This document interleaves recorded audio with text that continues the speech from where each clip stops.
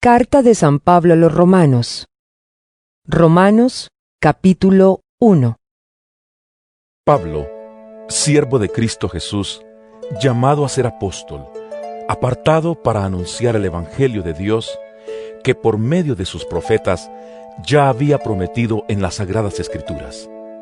Este Evangelio habla de su Hijo, que según la naturaleza humana era descendiente de David, pero que según el Espíritu de Santidad fue designado con poder Hijo de Dios por la resurrección. Él es Jesucristo, nuestro Señor. Por medio de Él, y en honor a su nombre, recibimos el don apostólico para persuadir a todas las naciones que obedezcan a la fe. Entre ellas están incluidos también ustedes, a quienes Jesucristo ha llamado. Les escribo a todos ustedes, los amados de Dios que están en Roma, que han sido llamados a ser santos. Que Dios nuestro Padre y el Señor Jesucristo les concedan gracia y paz. En primer lugar, por medio de Jesucristo, doy gracias a mi Dios por todos ustedes, pues en el mundo entero se habla bien de su fe. Dios, a quien sirvo de corazón, predicando el Evangelio de su Hijo, me es testigo de que los recuerdo a ustedes sin cesar. Siempre pido en mis oraciones que, si es la voluntad de Dios, por fin se me abra ahora el camino para ir a visitarlos. Tengo muchos deseos de verlos para impartirles algún don espiritual que los fortalezca. Mejor dicho, para que unos a otros nos animemos con la fe que compartimos. Quiero que sepan, hermanos, que aunque hasta ahora no he podido visitarlos, muchas veces me he propuesto hacerlo, para recoger algún fruto entre ustedes, tal como lo he recogido entre las otras naciones. Estoy en deuda con todos, sean cultos o incultos, instruidos o ignorantes. De allí mi gran anhelo de predicarles el Evangelio también a ustedes que están en Roma. A la verdad, no me avergüenzo del Evangelio, pues es poder de Dios para la salvación de todos los que creen, de los judíos primeramente, pero también de los gentiles. De hecho, en el Evangelio se revela la justicia que proviene de Dios, la cual es por fe de principio a fin, tal como está escrito. El justo vivirá por la fe. Ciertamente, la ira de Dios viene revelándose desde el cielo contra toda impiedad e injusticia de los seres humanos, que con su maldad obstruyen la verdad. Me explico. Lo que se puede conocer acerca de Dios es evidente para ellos, pues Él mismo se lo ha revelado. Porque desde la creación del mundo, las cualidades invisibles de Dios, es decir, su eterno poder y su naturaleza divina, se perciben claramente a través de lo que Él creó, de modo que nadie tiene excusa. A pesar de haber conocido a Dios, no lo glorificaron como a Dios, ni le dieron gracias, sino que se extraviaron en sus inútiles razonamientos y se les oscureció su insensato corazón. Aunque afirmaban ser sabios, se volvieron necios y cambiaron la gloria del Dios inmortal por imágenes que eran réplicas del hombre mortal, de las aves, de los cuadrúpedos y de los reptiles. Por eso, Dios los entregó a los malos deseos de sus corazones, que conducen a la impureza sexual, de modo que degradaron sus cuerpos los unos con los otros, cambiaron la verdad de Dios por la mentira, adorando y sirviendo a los seres creados antes que al Creador, quien es bendito por siempre. Amén. Por tanto, Dios los entregó a pasiones vergonzosas. En efecto, las mujeres cambiaron las relaciones naturales por las que van contra la naturaleza. Asimismo, los hombres dejaron las relaciones naturales con la mujer y se encendieron en pasiones lujuriosas los unos con los otros. Hombres con hombres cometieron actos indecentes y en sí mismos recibieron el castigo que merecía su perversión. Además, como estimaron que no valía la pena tomar en cuenta el conocimiento de Dios, Él a su vez los entregó a la depravación mental para que hicieran lo que no debían hacer. Se han llenado de toda clase de maldad, perversidad, avaricia y depravación. Están repletos de envidia, homicidios, disensiones, engaño y malicia. Son chismosos, calumniadores, enemigos de Dios, insolentes, soberbios y arrogantes. Se ingenian maldades, se rebelan contra sus padres, son insensatos, desleales, insensibles, despiadados. Saben bien que, según el justo decreto de Dios, quienes practican tales cosas merecen la muerte. Sin embargo, no solo siguen practicándolas, sino que incluso aprueban a quienes las practican. Romanos capítulo 2. Por tanto, no tienes excusa tú, quien quiera que seas, cuando juzgas a los demás, pues al juzgar a otros, te condenas a ti mismo, ya que practicas las mismas cosas. Ahora bien, sabemos que el juicio de Dios contra los que practican tales cosas se basa en la verdad. ¿Piensas entonces que vas a escapar del juicio de Dios, tú que juzgas a otros y sin embargo haces lo mismo que ellos? ¿No ves que desprecias las riquezas de la bondad de Dios, de su tolerancia y de su paciencia, al no reconocer que su bondad quiere llevarte al arrepentimiento?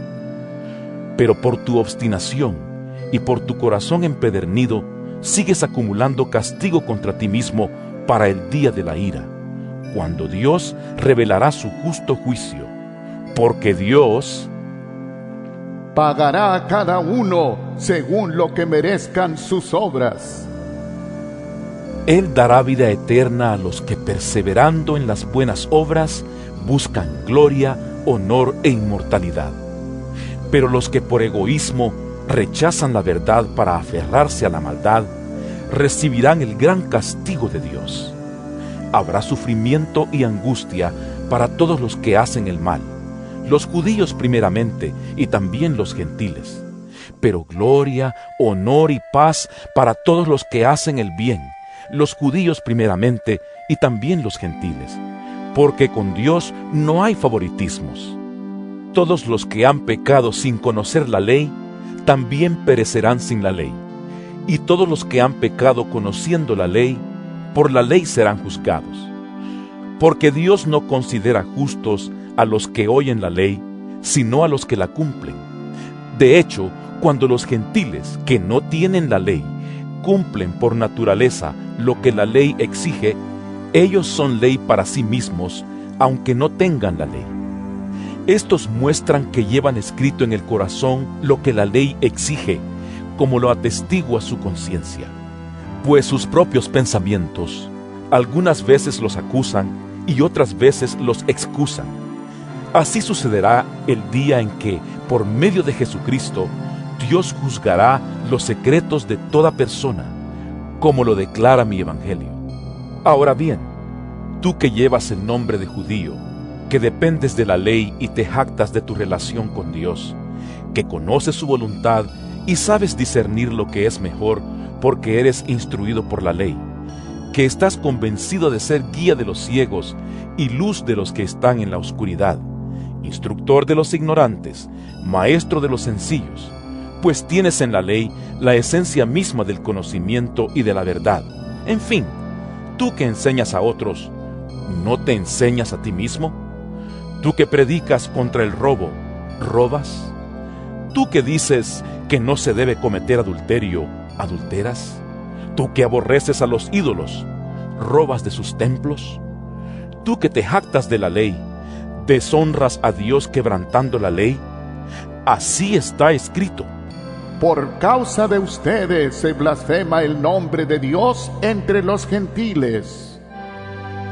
La circuncisión tiene valor si observas la ley, pero si la quebrantas, vienes a ser como un incircunciso. Por lo tanto, si los gentiles cumplen los requisitos de la ley, ¿no se les considerará como si estuvieran circuncidados? El que no está físicamente circuncidado, pero obedece la ley, te condenará a ti, que a pesar de tener el mandamiento escrito y la circuncisión, quebrantas la ley. Lo exterior no hace a nadie judío, ni consiste la circuncisión en una señal en el cuerpo. El verdadero judío lo es interiormente, y la circuncisión es la del corazón, la que realiza el espíritu, no el mandamiento escrito. Al que es judío así, lo alaba Dios y no la gente. Romanos capítulo 3. Entonces, ¿qué se gana con ser judío o qué valor tiene la circuncisión? Mucho, desde cualquier punto de vista. En primer lugar, a los judíos se les confiaron las palabras mismas de Dios. Pero entonces, si a algunos les faltó la fe, ¿acaso su falta de fe anula la fidelidad de Dios? De ninguna manera. Dios es siempre veraz, aunque el hombre sea mentiroso. Así está escrito. Por eso eres justo en tu sentencia y triunfarás cuando te juzguen. Pero si nuestra injusticia pone de relieve la justicia de Dios, ¿qué diremos? ¿Que Dios es injusto al descargar sobre nosotros su ira? Hablo en términos humanos. De ninguna manera. Si así fuera, ¿cómo podría Dios juzgar al mundo? Alguien podría objetar: si mi mentira destaca la verdad de Dios y si aumenta su gloria, ¿por qué todavía se me juzga como pecador? ¿Por qué no decir: hagamos lo malo para que venga lo bueno? Así nos calumnian algunos, asegurando que eso es lo que enseñamos. Pero bien merecida se tiene la condenación. ¿A qué conclusión llegamos? ¿Acaso los judíos somos mejores? De ninguna manera. Ya hemos demostrado que tanto los judíos como los gentiles están bajo el pecado. Así está escrito. No hay un solo justo, ni siquiera uno. No hay nadie que entienda, nadie que busque a Dios. Todos se han descarriado, a una se han corrompido. No hay nadie que haga lo bueno, no hay uno solo. Su garganta es un sepulcro abierto, con su lengua profieren engaños. Veneno de víbora hay en sus labios, llena está su boca de maldiciones y de amargura. Veloces son sus pies para ir a derramar sangre, dejan ruina y miseria en sus caminos, y no conocen la senda de la paz. No hay temor de Dios delante de sus ojos. Ahora bien, sabemos que todo lo que dice la ley, lo dice a quienes están sujetos a ella, para que todo el mundo se calle la boca y quede convicto delante de Dios. Por tanto, nadie será justificado en presencia de Dios por hacer las obras que exige la ley.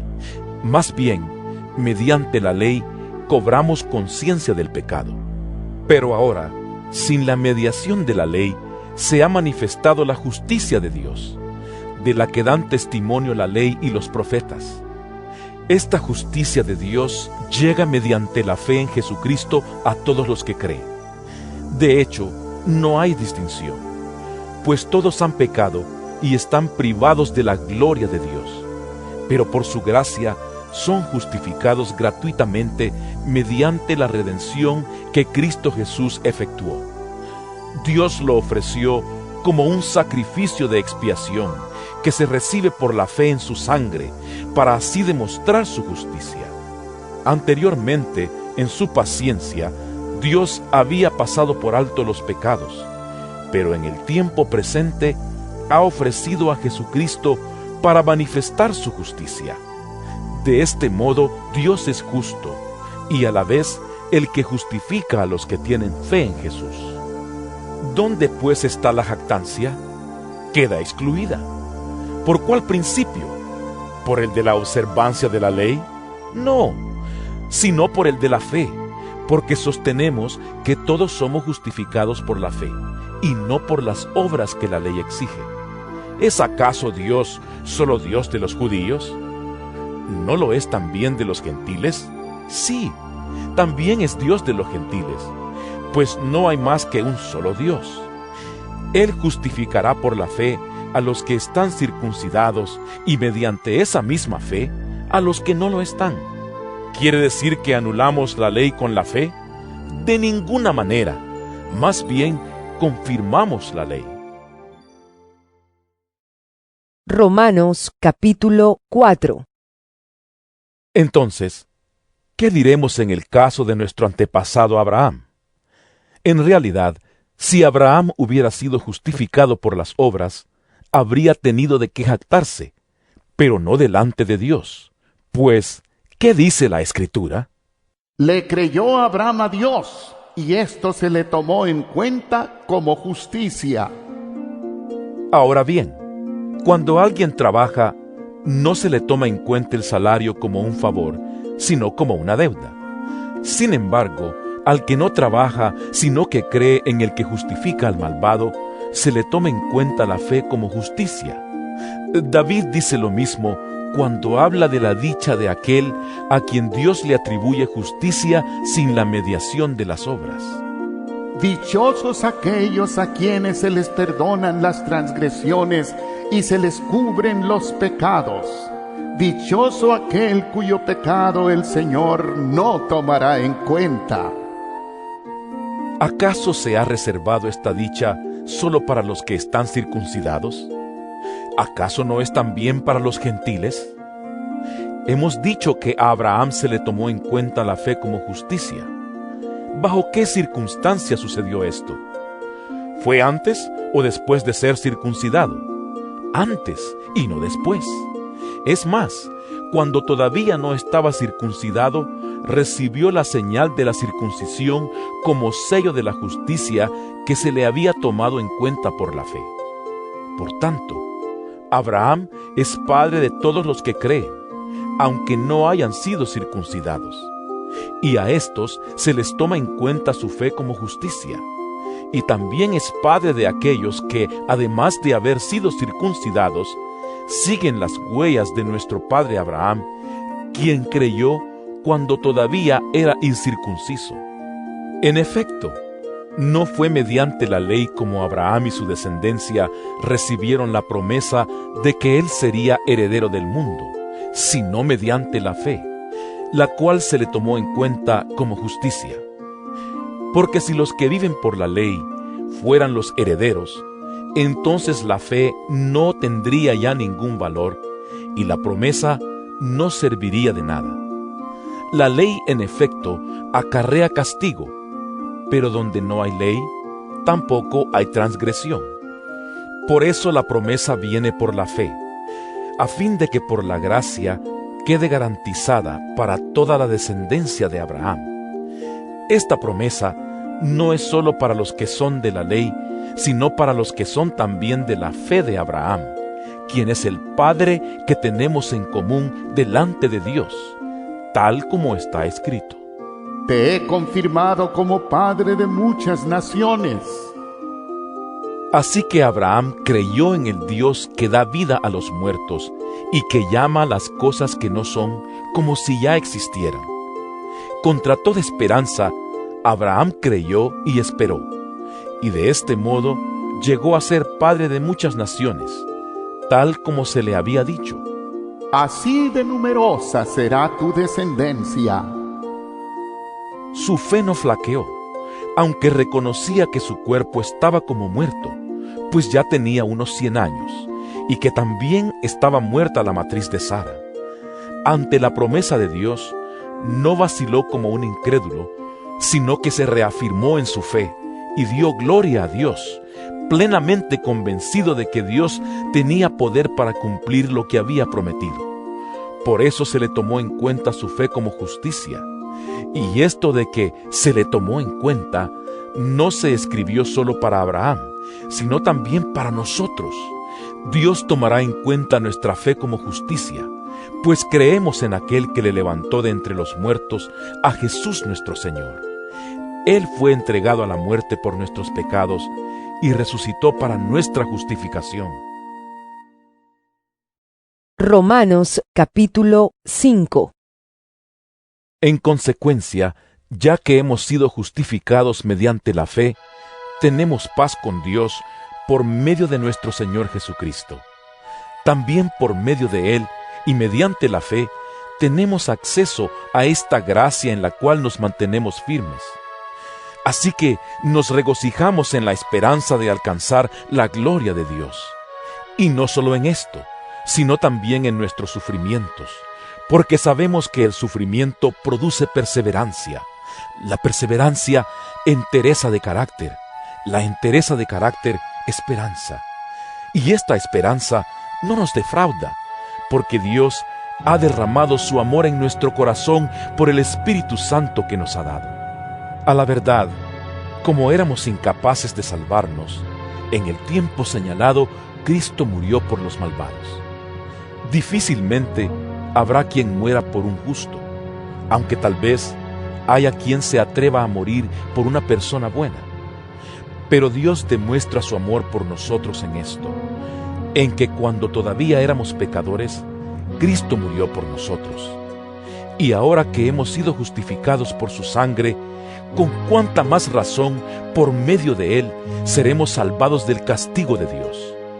Porque si cuando éramos enemigos de Dios, fuimos reconciliados con Él mediante la muerte de su Hijo, con cuánta más razón, habiendo sido reconciliados, seremos salvados por su vida. Y no solo esto, sino que también nos regocijamos en Dios por nuestro Señor Jesucristo, pues gracias a Él ya hemos recibido la reconciliación. Por medio de un solo hombre, el pecado entró en el mundo, y por medio del pecado entró la muerte. Fue así como la muerte pasó a toda la humanidad, porque todos pecaron. Antes de promulgarse la ley, ya existía el pecado en el mundo. Es cierto que el pecado no se toma en cuenta cuando no hay ley. Sin embargo, desde Adán hasta Moisés, la muerte reinó, incluso sobre los que no pecaron quebrantando un mandato como lo hizo Adán, quien es figura de aquel que había de venir. Pero la transgresión de Adán no puede compararse con la gracia de Dios, pues si por la transgresión de un solo hombre murieron todos, cuánto más el don que vino por la gracia de un solo hombre, Jesucristo, abundó para todos. Tampoco se puede comparar la dádiva de Dios con las consecuencias del pecado de Adán. El juicio que lleva a la condenación fue resultado de un solo pecado, pero la dádiva que lleva a la justificación tiene que ver con una multitud de transgresiones. Pues si por la transgresión de un solo hombre reinó la muerte, con mayor razón los que reciben en abundancia la gracia y el don de la justicia reinarán en vida por medio de un solo hombre, Jesucristo. Por tanto, así como una sola transgresión causó la condenación de todos, también un solo acto de justicia produjo la justificación que da vida a todos. Porque así como por la desobediencia de uno solo muchos fueron constituidos pecadores, también por la obediencia de uno solo muchos serán constituidos justos. En lo que atañe a la ley, ésta intervino para que aumentara la transgresión. Pero allí donde abundó el pecado, sobreabundó la gracia, a fin de que así como reinó el pecado en la muerte, reine también la gracia que nos trae justificación y vida eterna por medio de Jesucristo nuestro Señor. Romanos capítulo 6. ¿Qué concluiremos? ¿Vamos a persistir en el pecado para que la gracia abunde? De ninguna manera. Nosotros que hemos muerto al pecado, ¿cómo podemos seguir viviendo en él? ¿Acaso no saben ustedes que todos los que fuimos bautizados para unirnos con Cristo Jesús, en realidad fuimos bautizados para participar en su muerte? Por tanto, mediante el bautismo fuimos sepultados con Él en su muerte, a fin de que así como Cristo resucitó por el poder del Padre, también nosotros llevemos una vida nueva. En efecto, si hemos estado unidos con Él en su muerte, sin duda también estaremos unidos con Él en su resurrección. Sabemos que nuestra vieja naturaleza fue crucificada con Él para que nuestro cuerpo pecaminoso perdiera su poder, de modo que ya no siguiéramos siendo esclavos del pecado, porque el que muere queda liberado del pecado. Ahora bien, si hemos muerto con Cristo, confiamos que también viviremos con Él, pues sabemos que Cristo, por haber sido levantado de entre los muertos, ya no puede volver a morir. La muerte ya no tiene dominio sobre Él. En cuanto a su muerte, murió al pecado una vez y para siempre. En cuanto a su vida, vive para Dios. De la misma manera, también ustedes considérense muertos al pecado, pero vivos para Dios en Cristo Jesús. Por lo tanto, no permitan ustedes que el pecado reine en su cuerpo mortal, ni obedezcan a sus malos deseos. No ofrezcan los miembros de su cuerpo al pecado como instrumentos de injusticia. Al contrario, ofrézcanse más bien a Dios como quienes han vuelto de la muerte a la vida, presentando los miembros de su cuerpo como instrumentos de justicia. Así el pecado no tendrá dominio sobre ustedes, porque ya no están bajo la ley, sino bajo la gracia. Entonces, ¿qué? ¿Vamos a pecar porque no estamos ya bajo la ley, sino bajo la gracia? De ninguna manera. ¿Acaso no saben ustedes que cuando se entregan a alguien para obedecerlo, son esclavos de aquel a quien obedecen? Claro que lo son, ya sea del pecado que lleva a la muerte o de la obediencia que lleva a la justicia. Pero gracias a Dios, que aunque antes eran esclavos del pecado, ya se han sometido de corazón a la enseñanza que les fue transmitida. En efecto, habiendo sido liberados del pecado, ahora son ustedes esclavos de la justicia. Hablo en términos humanos, por las limitaciones de su naturaleza humana. Antes, ofrecían ustedes los miembros de su cuerpo para servir a la impureza, que lleva más y más a la maldad. Ofrézcanlos ahora para servir a la justicia, que lleva a la santidad. Cuando ustedes eran esclavos del pecado, estaban libres del dominio de la justicia. ¿Qué fruto cosechaban entonces? Cosas que ahora los avergüenzan y que conducen a la muerte. Pero ahora que han sido liberados del pecado y se han puesto al servicio de Dios, cosechan la santidad que conduce a la vida eterna. Porque la paga del pecado es muerte, mientras que la dádiva de Dios es vida eterna en Cristo Jesús, nuestro Señor. Romanos capítulo 7. Hermanos, les hablo como a quienes conocen la ley. ¿Acaso no saben que uno está sujeto a la ley solamente en vida? Por ejemplo, la casada está ligada por ley a su esposo solo mientras éste vive, pero si su esposo muere, ella queda libre de la ley que la unía a su esposo. Por eso, si se casa con otro hombre mientras su esposo vive, se le considera adúltera, pero si muere su esposo, ella queda libre de esa ley, y no es adúltera, aunque se case con otro hombre. Asimismo, hermanos míos, ustedes murieron a la ley mediante el cuerpo crucificado de Cristo, a fin de pertenecer al que fue levantado de entre los muertos. De este modo, daremos fruto para Dios, porque cuando nuestra naturaleza pecaminosa aún nos dominaba, las malas pasiones que la ley nos despertaba actuaban en los miembros de nuestro cuerpo y dábamos fruto para muerte. Pero ahora, al morir a lo que nos tenía subyugados, hemos quedado libres de la ley, a fin de servir a Dios con el nuevo poder que nos da el Espíritu, y no por medio del antiguo mandamiento escrito. ¿Qué concluiremos? ¿Que la ley es pecado? De ninguna manera.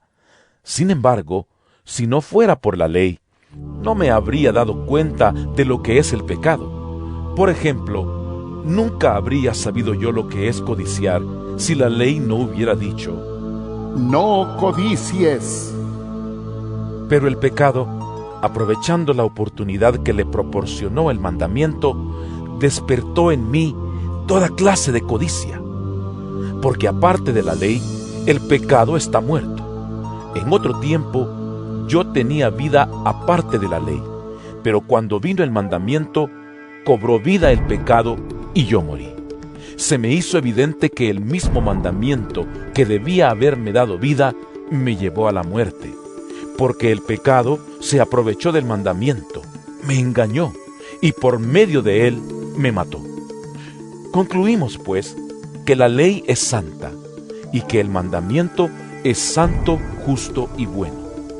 Pero entonces, ¿lo que es bueno se convirtió en muerte para mí? De ninguna manera. Más bien, fue el pecado lo que, valiéndose de lo bueno, me produjo la muerte. Ocurrió así para que el pecado se manifestara claramente, o sea, para que mediante el mandamiento se demostrara lo extremadamente malo que es el pecado. Sabemos en efecto que la ley es espiritual, pero yo soy meramente humano y estoy vendido como esclavo al pecado. No entiendo lo que me pasa, pues no hago lo que quiero, sino lo que aborrezco. Ahora bien, si hago lo que no quiero, estoy de acuerdo en que la ley es buena. Pero en ese caso, ya no soy yo quien lo lleva a cabo, sino el pecado que habita en mí. Yo sé que en mí, es decir, en mi naturaleza pecaminosa, nada bueno habita. Aunque deseo hacer lo bueno, no soy capaz de hacerlo. De hecho, no hago el bien que quiero, sino el mal que no quiero.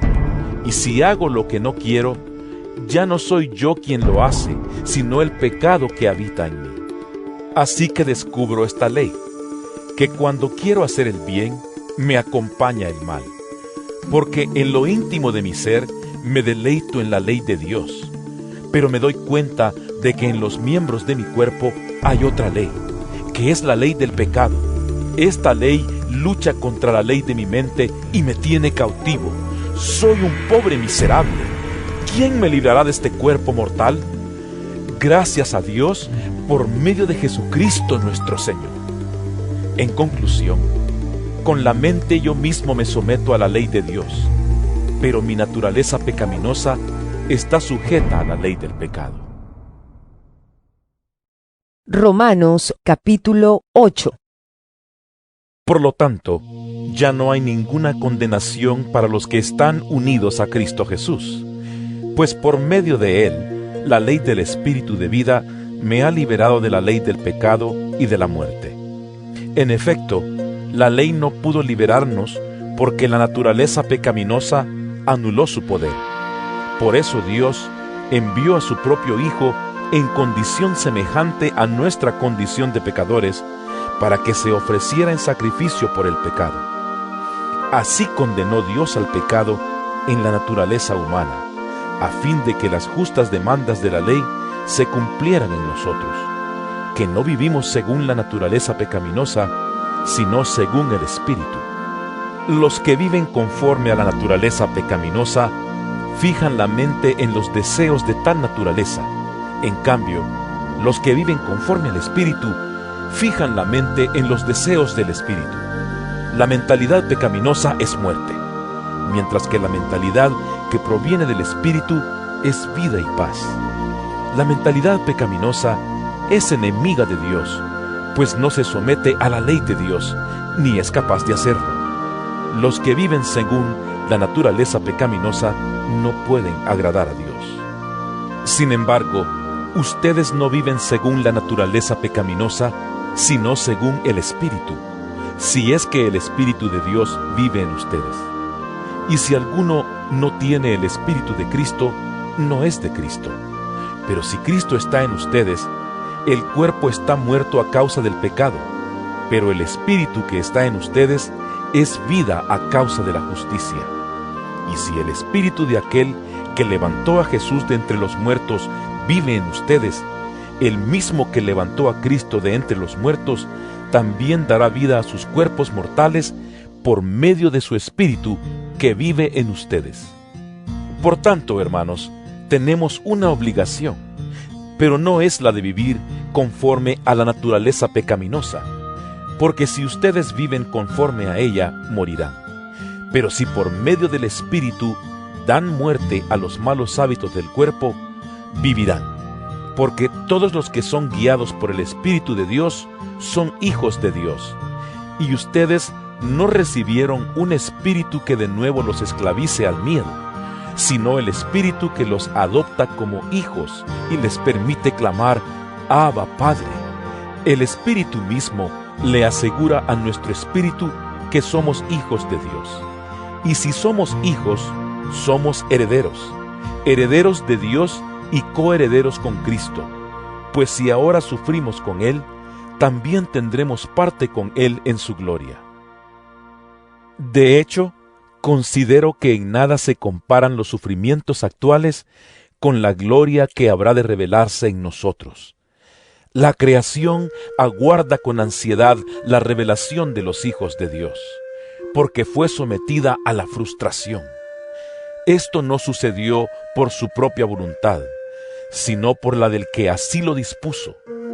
Pero queda la firme esperanza de que la creación misma ha de ser liberada de la corrupción que la esclaviza, para así alcanzar la gloriosa libertad de los hijos de Dios.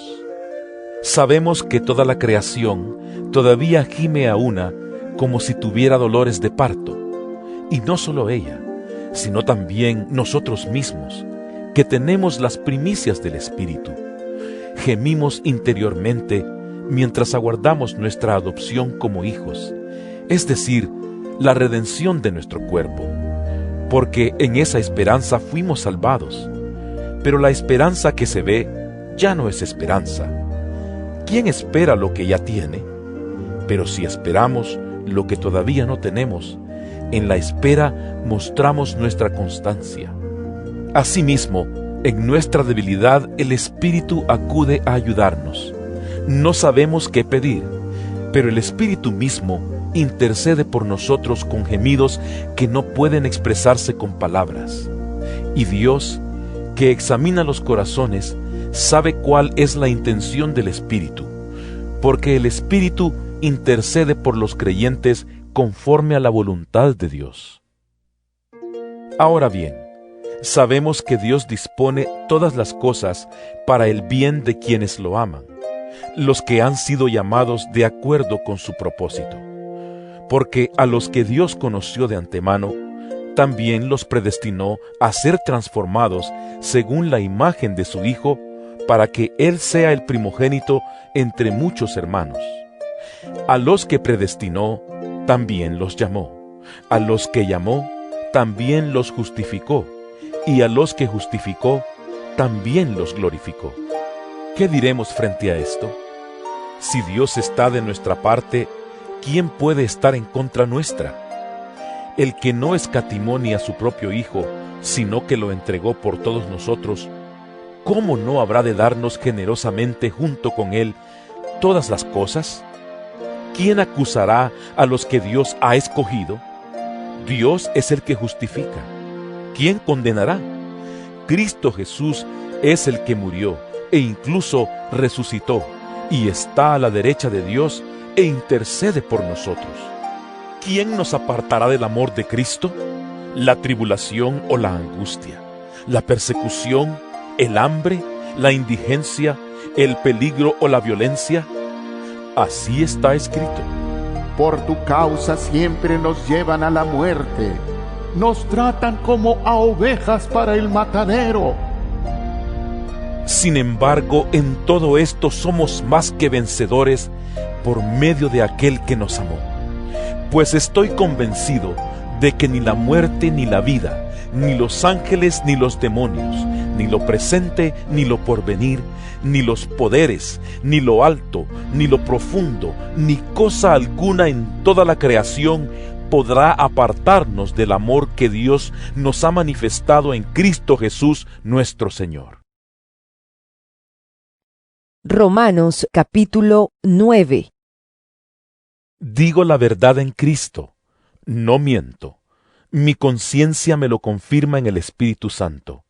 Me invade una gran tristeza y me embarga un continuo dolor. Desearía yo mismo ser maldecido y separado de Cristo por el bien de mis hermanos, los de mi propia raza, el pueblo de Israel. De ellos son la adopción como hijos, la gloria divina, los pactos, la ley y el privilegio de adorar a Dios y contar con sus promesas. De ellos son los patriarcas, y de ellos, según la naturaleza humana, nació Cristo, quien es Dios sobre todas las cosas. Alabado sea por siempre. Amén. Ahora bien, no digamos que la palabra de Dios ha fracasado. Lo que sucede es que no todos los que descienden de Israel son Israel. Tampoco por ser descendientes de Abraham son todos hijos suyos. Al contrario, Tu descendencia se establecerá por medio de Isaac. en otras palabras, los hijos de Dios no son los descendientes naturales. Más bien, se considera descendencia de Abraham a los hijos de la promesa. Y la promesa es esta: Dentro de 1 año vendré y para entonces Sara tendrá un hijo. no solo eso, también sucedió que los hijos de Rebeca tuvieron un mismo padre, que fue nuestro antepasado Isaac. Sin embargo, antes de que los mellizos nacieran o hicieran algo bueno o malo, y para confirmar el propósito de la elección divina, no en base a las obras, sino al llamado de Dios, se le dijo a ella: El mayor servirá al menor. y así está escrito. Amé a Jacob, pero aborrecí a Esaú. ¿Qué concluiremos? ¿Acaso es Dios injusto? De ninguna manera. Es un hecho que a Moisés le dice: Tendré clemencia de quien yo quiera tenerla, y seré compasivo con quien yo quiera serlo. por lo tanto, la elección no depende del deseo ni del esfuerzo humano, sino de la misericordia de Dios. Porque la Escritura le dice al faraón: Te he levantado precisamente para mostrar en ti mi poder y para que mi nombre sea proclamado por toda la tierra. Así que Dios tiene misericordia de quien Él quiere tenerla, y endurece a quien Él quiere endurecer. Pero tú me dirás: entonces, ¿por qué todavía nos echa la culpa a Dios? ¿Quién puede oponerse a su voluntad? Respondo: ¿quién eres tú para pedirle cuentas a Dios? ¿Acaso le dirá la olla de barro al que la modeló, ¿por qué me hiciste así?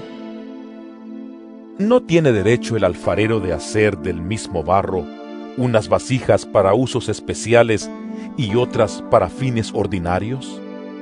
¿Y qué si Dios, queriendo mostrar su ira y dar a conocer su poder, soportó con mucha paciencia a los que eran objeto de su castigo y estaban destinados a la destrucción?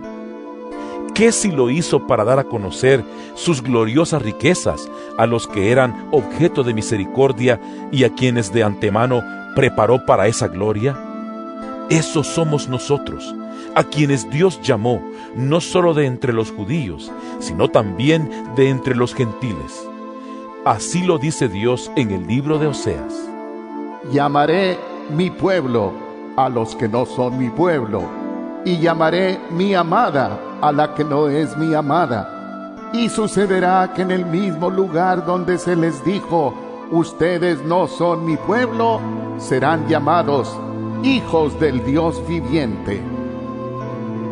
Isaías, por su parte, proclama respecto de Israel: Aunque los israelitas sean tan numerosos como la arena del mar, solo el remanente será salvo, porque plenamente y sin demora el Señor cumplirá su sentencia en la tierra. Así había dicho Isaías. Si el Señor Todopoderoso no nos hubiera dejado descendientes, seríamos ya como Sodoma, nos pareceríamos a Gomorra. ¿Qué concluiremos?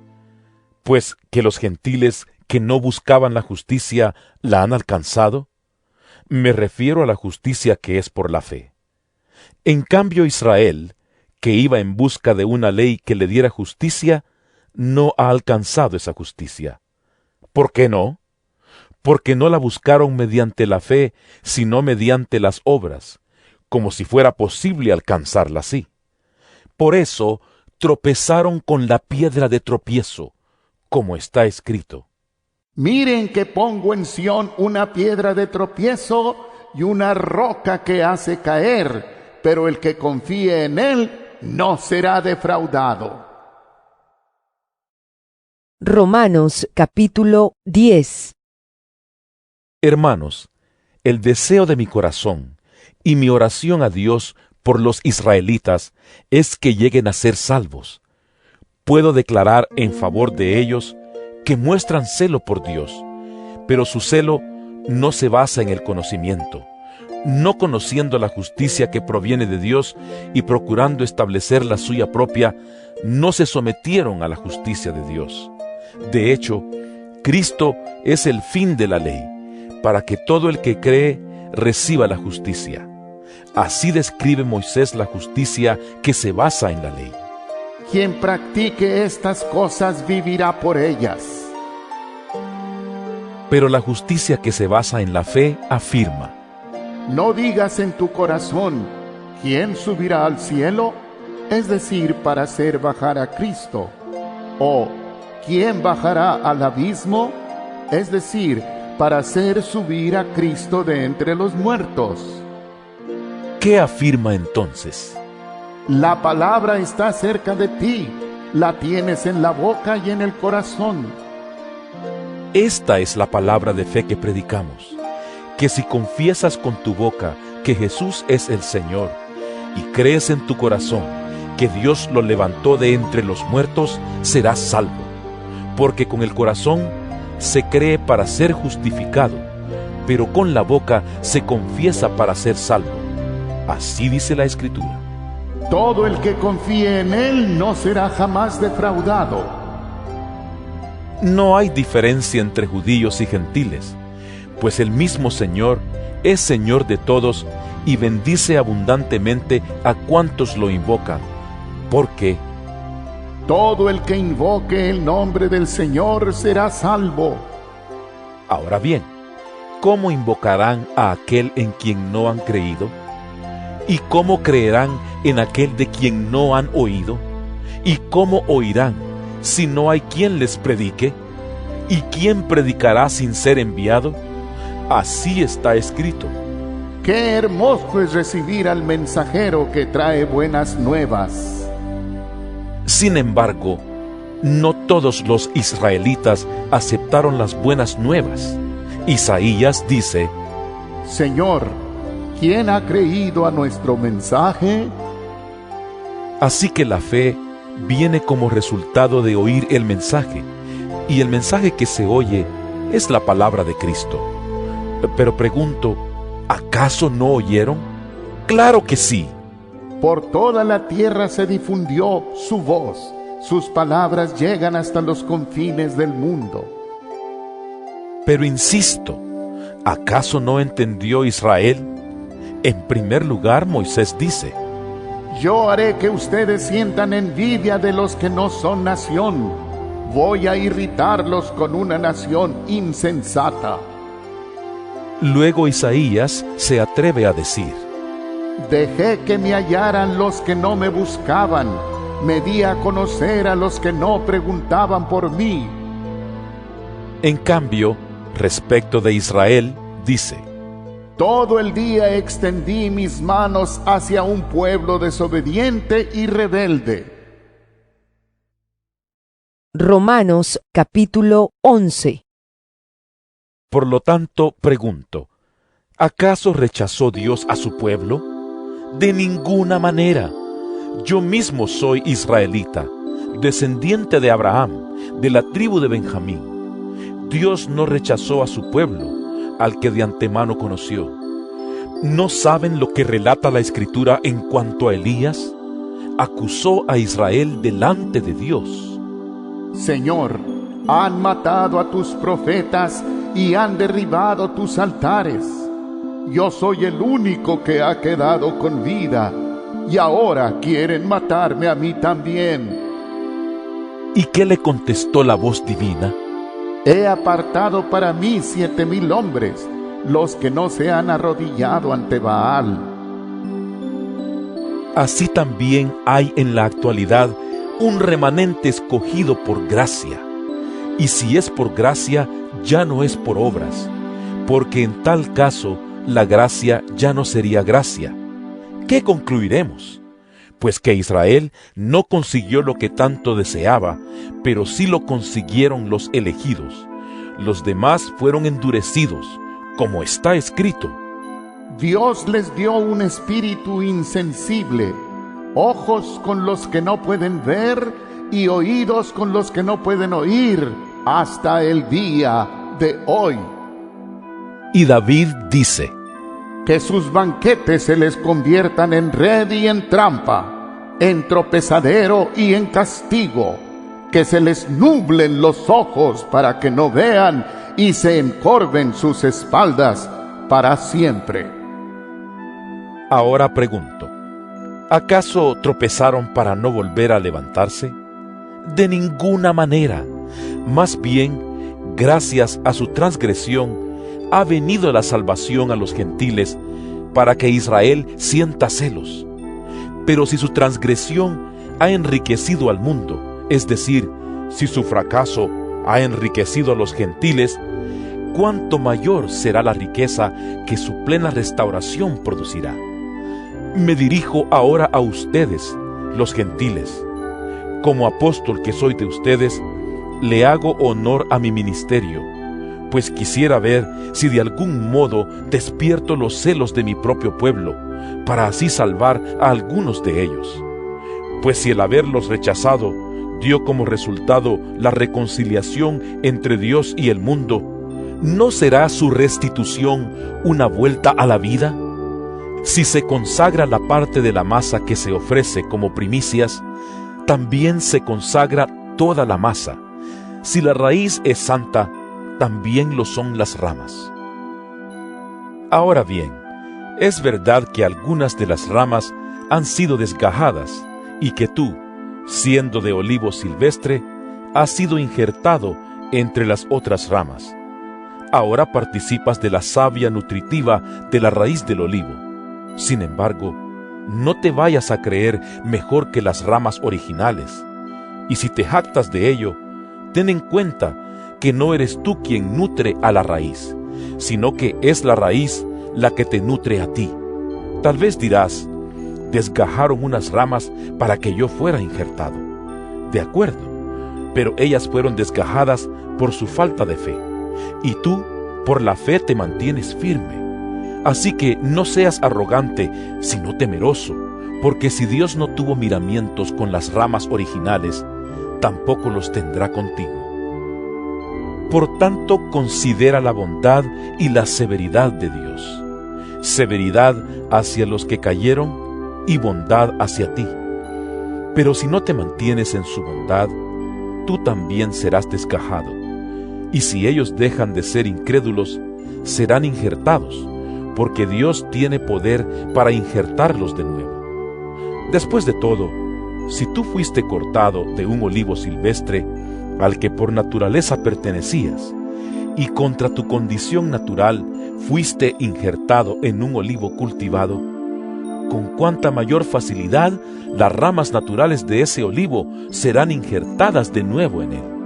Hermanos, quiero que entiendan este misterio para que no se vuelvan presuntuosos. Parte de Israel se ha endurecido, y así permanecerá hasta que haya entrado la totalidad de los gentiles. De esta manera, todo Israel será salvo, como está escrito. El Redentor vendrá de Sión, y apartará de Jacob la impiedad, y este será mi pacto con ellos cuando perdone sus pecados. Con respecto al Evangelio, los israelitas son enemigos de Dios para bien de ustedes. Pero si tomamos en cuenta la elección, son amados de Dios por causa de los patriarcas, porque las dádivas de Dios son irrevocables, como lo es también su llamamiento. De hecho, en otro tiempo, ustedes fueron desobedientes a Dios, pero ahora, por la desobediencia de los israelitas, han sido objeto de su misericordia. Asimismo, estos que han desobedecido recibirán misericordia ahora, como resultado de la misericordia de Dios hacia ustedes. En fin, Dios ha sujetado a todos a la desobediencia con el fin de tener misericordia de todos. Qué profundas son las riquezas de la sabiduría y del conocimiento de Dios. Qué indescifrables sus juicios e impenetrables sus caminos. ¿Quién ha conocido la mente del Señor, o quién ha sido su consejero? ¿Quién le ha dado primero a Dios para que luego Dios le pague? Porque todas las cosas proceden de Él y existen por Él y para Él. A Él sea la gloria por siempre. Amén. Romanos capítulo 12. Por lo tanto, hermanos, tomando en cuenta la misericordia de Dios, les ruego que cada uno de ustedes, en adoración espiritual, ofrezca su cuerpo como sacrificio vivo, santo y agradable a Dios. No se amolden al mundo actual, sino sean transformados mediante la renovación de su mente. Así podrán comprobar cuál es la voluntad de Dios, buena, agradable y perfecta.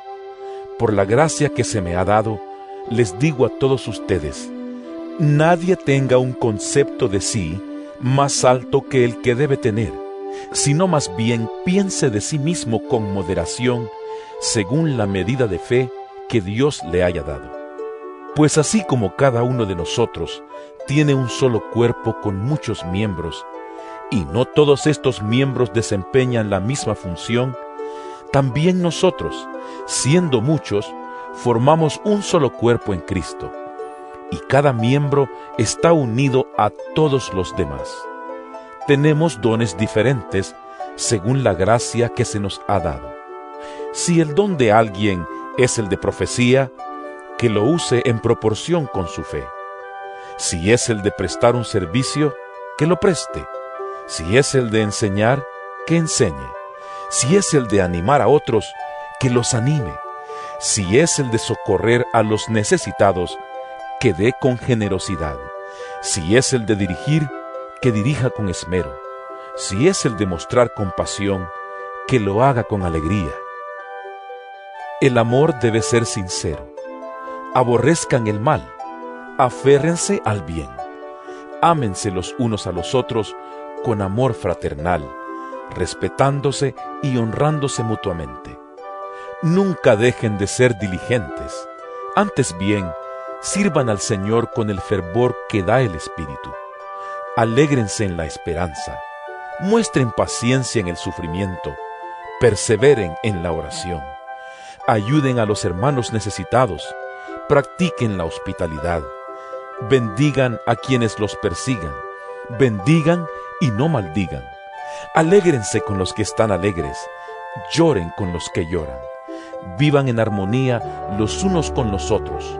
No sean arrogantes, sino háganse solidarios con los humildes. No se crean los únicos que saben. No paguen a nadie mal por mal.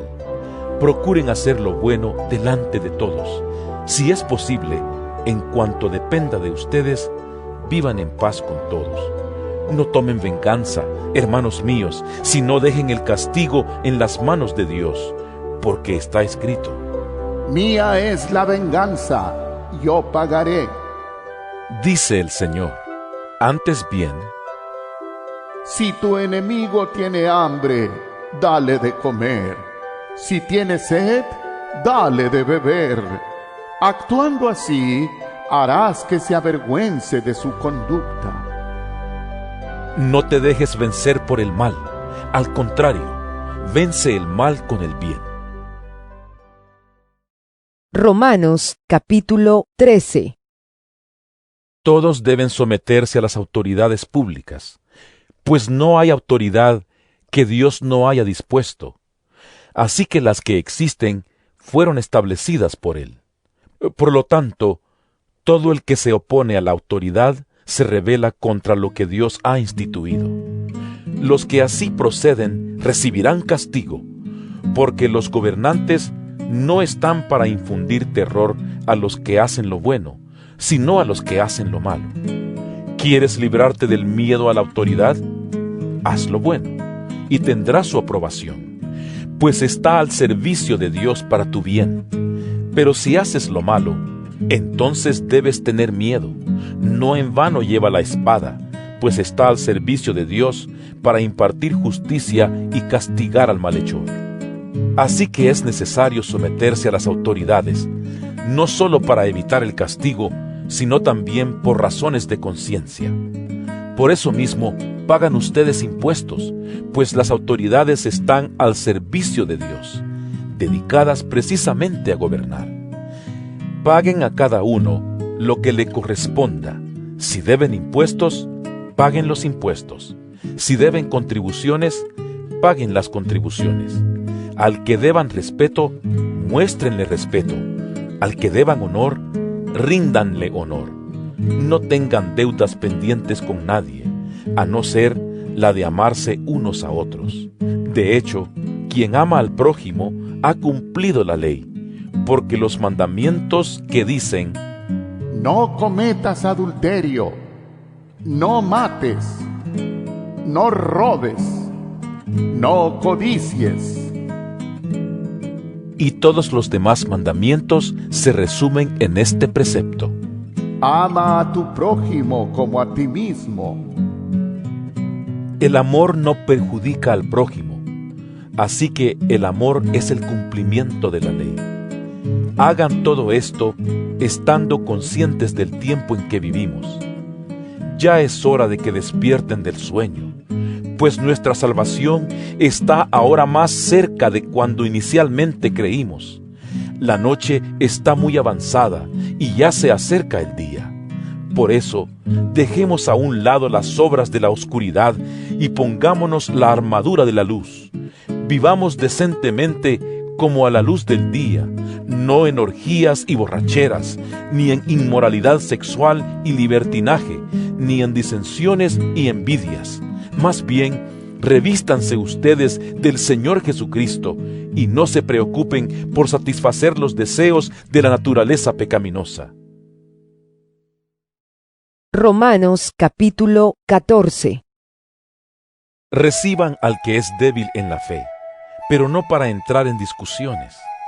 A algunos su fe les permite comer de todo, pero hay quienes son débiles en la fe y solo comen verduras. El que come de todo no debe menospreciar al que no come ciertas cosas, y el que no come de todo no debe condenar al que lo hace, pues Dios lo ha aceptado. ¿Quién eres tú para juzgar al siervo de otro? Que se mantenga en pie o que caiga es asunto de su propio Señor, y se mantendrá en pie porque el Señor tiene poder para sostenerlo. Hay quien considera que un día tiene más importancia que otro, pero hay quien considera iguales todos los días. Cada uno debe estar firme en sus propias opiniones. El que le da importancia especial a cierto día, lo hace para el Señor. El que come de todo, come para el Señor, y lo demuestra dándole gracias a Dios. Y el que no come, para el Señor se abstiene, y también da gracias a Dios. Porque ninguno de nosotros vive para sí mismo, ni tampoco muere para sí. Si vivimos, para el Señor vivimos, y si morimos, para el Señor morimos. Así pues, sea que vivamos o que muramos, del Señor somos. Para esto mismo murió Cristo y volvió a vivir, para ser Señor tanto de los que han muerto como de los que aún viven. Tú entonces, ¿por qué juzgas a tu hermano? O tú, ¿por qué lo menosprecias? Todos tendremos que comparecer ante el tribunal de Dios. Está escrito: tan cierto como que yo vivo, dice el Señor, ante mí se doblará toda rodilla y toda lengua confesará a Dios. Así que cada uno de nosotros tendrá que dar cuentas de sí a Dios. Por tanto, dejemos de juzgarnos unos a otros. Más bien, propónganse no poner tropiezos ni obstáculos al hermano. Yo de mi parte, estoy plenamente convencido en el Señor Jesús de que no hay nada impuro en sí mismo. Si algo es impuro, lo es solamente para quien así lo considera. Ahora bien, si tu hermano se angustia por causa de lo que comes, ya no te comportas con amor. No destruyas por causa de la comida al hermano por quien Cristo murió.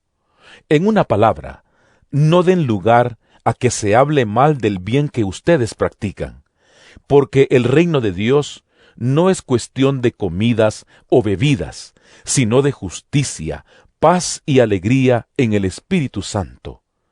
El que de esta manera sirve a Cristo, agrada a Dios y es aprobado por sus semejantes.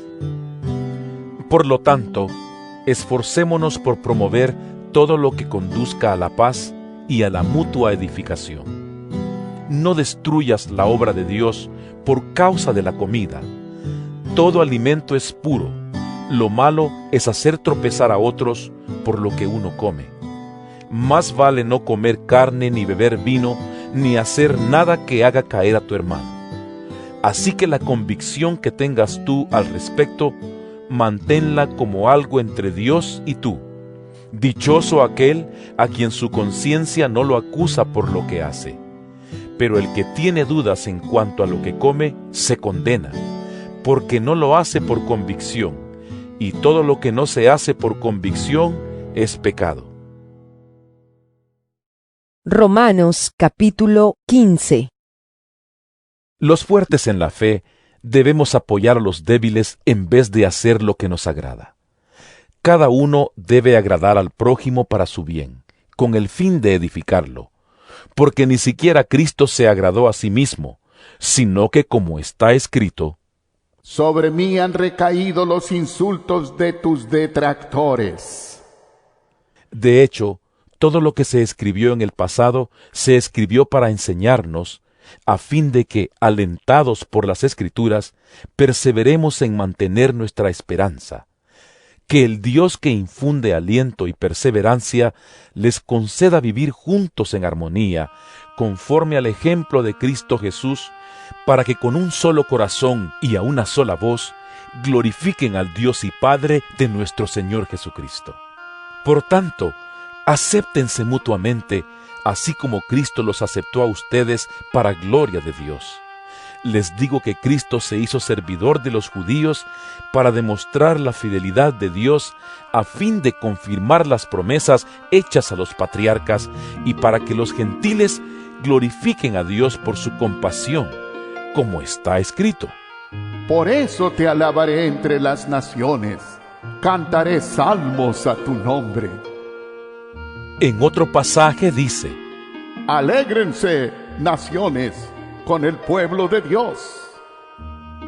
y en otra parte, Alaben al Señor, naciones todas, pueblos todos, cántenle alabanzas. a su vez, Isaías afirma, Brotará la raíz de Isaí, el que se levantará para gobernar a las naciones. En él los pueblos pondrán su esperanza. que el Dios de la esperanza los llene de toda alegría y paz a ustedes que creen en Él, para que rebosen de esperanza por el poder del Espíritu Santo. Por mi parte, hermanos míos, estoy seguro de que ustedes mismos rebosan de bondad, abundan en conocimiento y están capacitados para instruirse unos a otros. Sin embargo, les he escrito con mucha franqueza sobre algunos asuntos, como para refrescarles la memoria. Me he atrevido a hacerlo por causa de la gracia que Dios me dio para ser ministro de Cristo Jesús a los gentiles. Yo tengo el deber sacerdotal de proclamar el Evangelio de Dios, a fin de que los gentiles lleguen a ser una ofrenda aceptable a Dios, santificada por el Espíritu Santo. Por tanto, mi servicio a Dios es para mí motivo de orgullo en Cristo Jesús. No me atreveré a hablar de nada, sino de lo que Cristo ha hecho por medio de mí para que los gentiles lleguen a obedecer a Dios. Lo ha hecho con palabras y obras, mediante poderosas señales y milagros, por el poder del Espíritu de Dios. Así que, habiendo comenzado en Jerusalén, he completado la proclamación del Evangelio de Cristo por todas partes hasta la región de Iliria. En efecto, mi propósito ha sido predicar el Evangelio donde Cristo no sea conocido, para no edificar sobre fundamento ajeno, más bien, como está escrito: Los que nunca habían recibido noticia de Él, lo verán, y entenderán los que no habían oído hablar de Él. Este trabajo es lo que muchas veces me ha impedido a ir a visitarlos. Pero ahora que ya no me queda un lugar donde trabajar en estas regiones, y como desde hace muchos años anhelo verlos, tengo planes de visitarlos cuando vaya rumbo a España. Espero que después de que haya disfrutado de la compañía de ustedes por algún tiempo, me ayuden a continuar el viaje. Por ahora voy a Jerusalén para llevar ayuda a los hermanos, ya que Macedonia y Acaya tuvieron a bien hacer una colecta para los hermanos pobres de Jerusalén. Lo hicieron de buena voluntad, aunque en realidad era su obligación hacerlo, porque si los gentiles han participado de las bendiciones espirituales de los judíos, están en deuda con ellos para servirles con las bendiciones materiales.